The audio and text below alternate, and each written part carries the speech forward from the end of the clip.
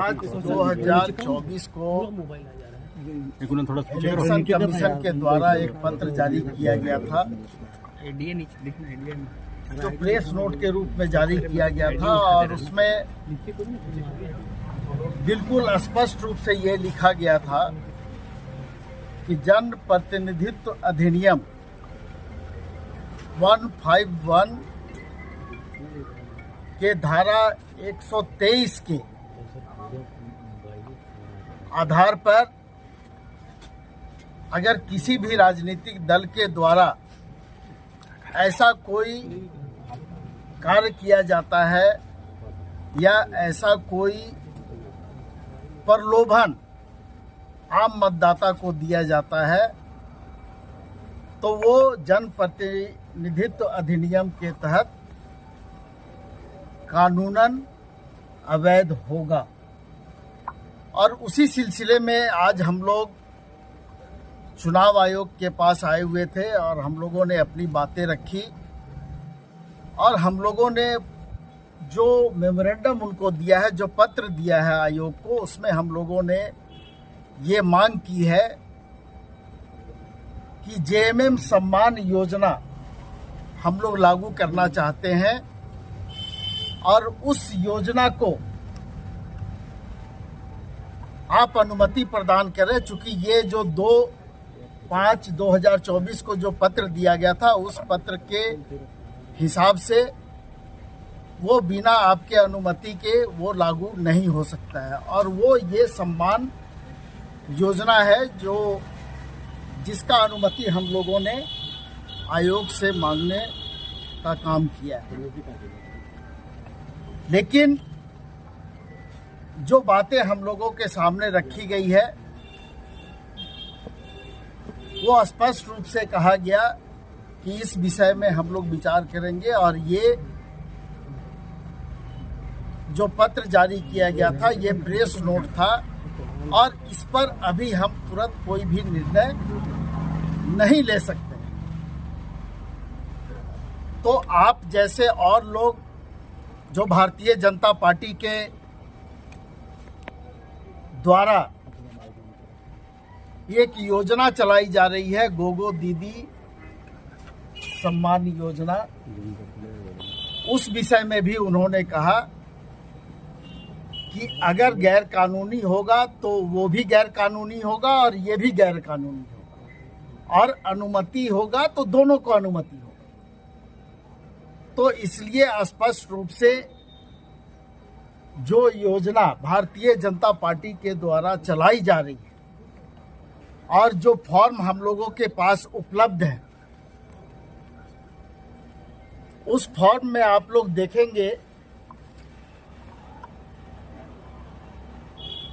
कि ना उसमें आधार कार्ड का कोई जिक्र किया गया है और ना अकाउंट नंबर का कोई जिक्र किया गया, और ये उनकी योजना है और ये फॉर्म उनके द्वारा निर्गत किया गया है। तो इससे स्पष्ट हो जाता है कि भारतीय जनता पार्टी के द्वारा जो फॉर्म निर्गत किया गया है, और उसमें एक तरह से पार्टी के द्वारा प्रलोभन दिया गया है, वो जन प्रतिनिधित्व अधिनियम के तहत हम लोगों के हिसाब से वो गैर कानूनी है, और लोगों को दिग्भ्रमित करने के लिए इस तरह का कार्यक्रम भारतीय जनता पार्टी के द्वारा चलाया जा रहा है। आम जनता, आम मतदाता को प्रभावित करने के ख्याल से इस तरह की योजनाएं लाई गई है। और जो फॉर्म में स्पष्ट रूप से जो समझ में आता है कि जब किसी का आपके पास अकाउंट नंबर नहीं है, जब किसी का आधार नंबर नहीं है, तो आप आखिर अगर पैसा दे रहे हैं तो किसको दे रहे हैं? तो कहीं ना कहीं ये पूरे राज्य में भ्रम की स्थिति फैलाने वाली है। और हम लोगों ने पहले से ये सम्मान योजना का निर्णय पार्टी के द्वारा हम लोगों ने लिया था, और हम लोगों ने इसको अभी जो सामने लाने का काम किया है, ये हमारा काम भी चल रहा था,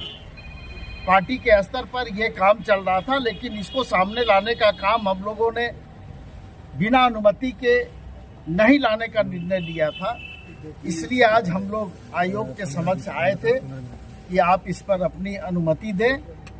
और उसके बाद फिर हम लोग इसको आगे लागू करें। क्या बोला गया आयोग की तरफ से, क्या बोला गया?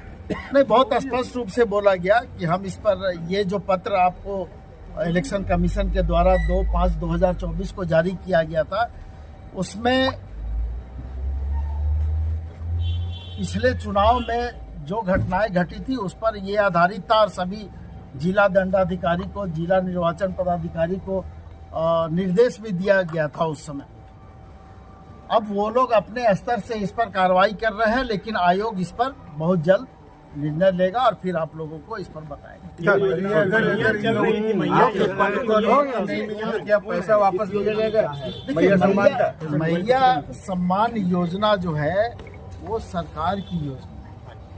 वो सरकार के द्वारा संचालित हो रही है, जिसमें 12,000 रुपया साल में,